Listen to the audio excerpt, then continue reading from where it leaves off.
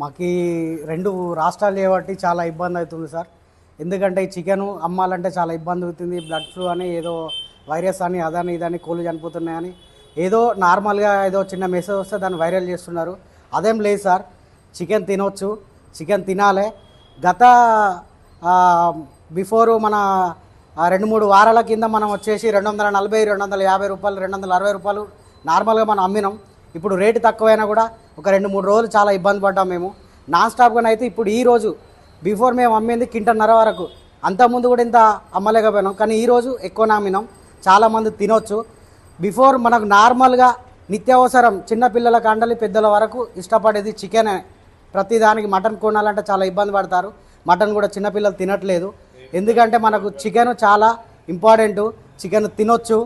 వాళ్ళు చెప్పింది వీళ్ళు చెప్పింది తినకండి, చాలా మంచిది. ఎందుకంటే మీరు ఇబ్బంది పడకుండా తినాలి ఖచ్చితంగా. అలాంటి లేబర్ వాళ్ళు చికెన్ తినాలంటే ఇష్టపడతారు, కాకపోతే మటన్ తినాలంటే చాలా ఇబ్బంది అవుతుంది.